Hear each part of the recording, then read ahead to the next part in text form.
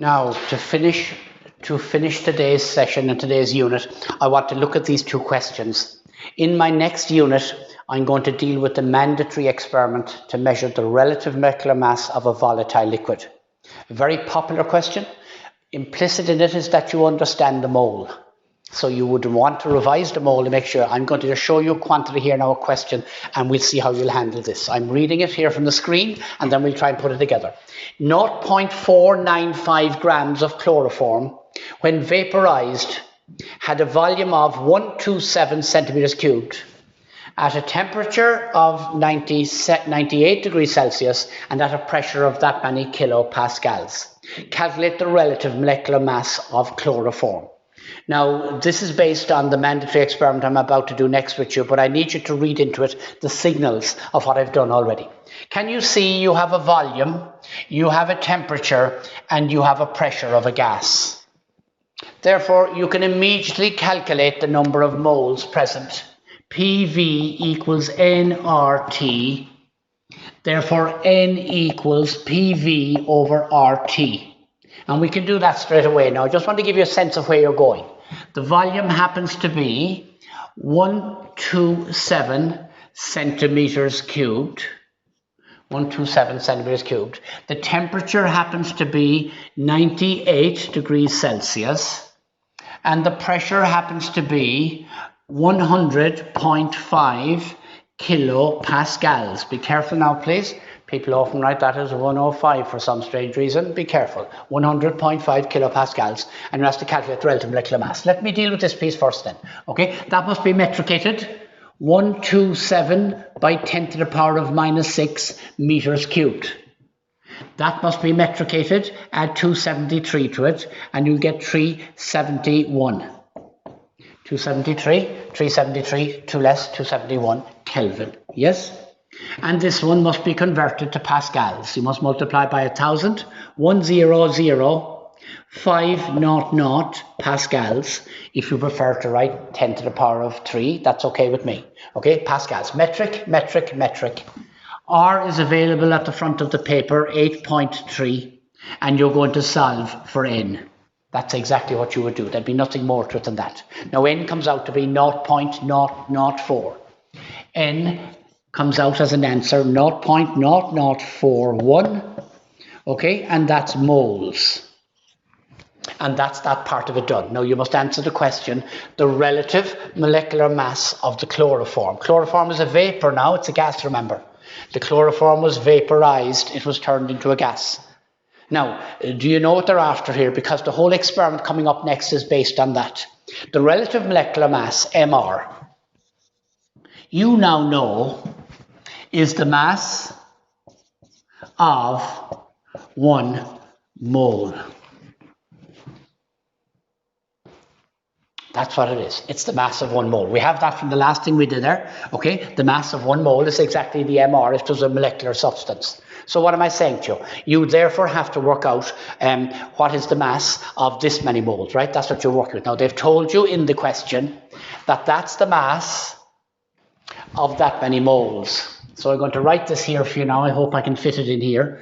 0.0041 moles has a mass of, in the question, 0.495 grams.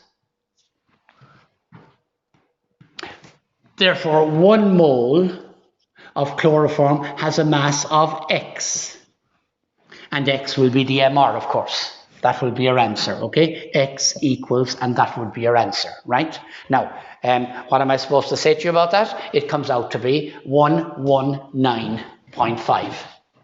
119.5 grams, okay? Chloroform, 119.5 grams. Now, that's exactly the message you'll be working with. I'm going to go back in it again now. You were given the volume of a gas at a stated temperature and pressure.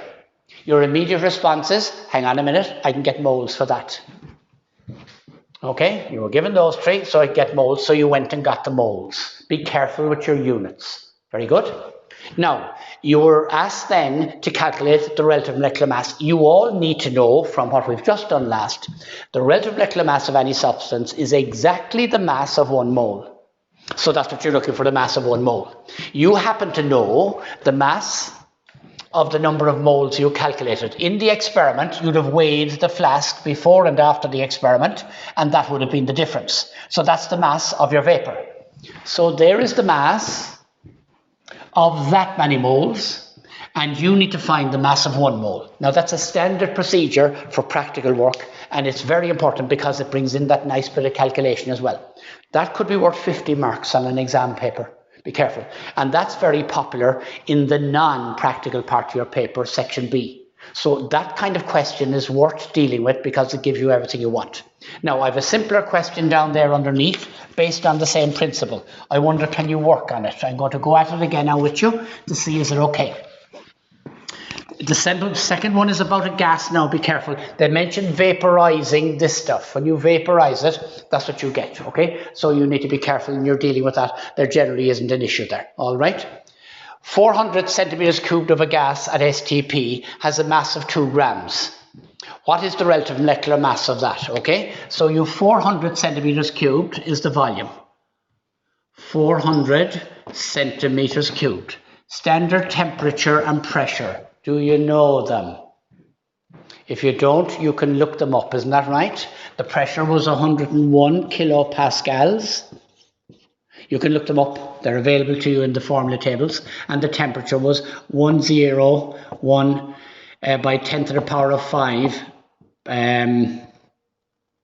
10 to the power of 5, and you're dealing with, in this particular case, your temperature has to be put appropriately here for that, right? Standard temperature was 0 degrees Celsius, which is 273 Kelvin, okay? And that's that one. You can convert that to pascals more fully, okay? But they're the 3. You have the 3 of them.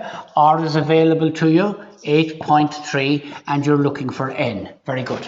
You have a volume. STP is the giveaway there, okay? Standard temperature and pressure. So you can go and get the number of moles, which you've done that. Get the number of moles. The number of moles will be got for you, and then you'll find. Let's say that came out to be, N comes out to be 0.019. Now, I've only made that up just for reference, okay? That's the number of moles you get there. So, you know that 0.019 moles has a mass of, in the question, 2 grams. 2.0 grams. So 1 mole has a mass of X grams, and X is the MR. That's the MR. Okay, so anywhere they give you a volume at a pressure and temperature, you can immediately get the number of moles. If you know the mass of that many moles, you can find the mass of 1 mole. And that is the next practical I'm going to do with you now in the next unit, okay? So revise that firstly now to make sure you're clear. Don't progress any further. You'll hear me saying regularly, you go forward in chemistry by going back and revising something. It's a progression and you have to be good at it, all right?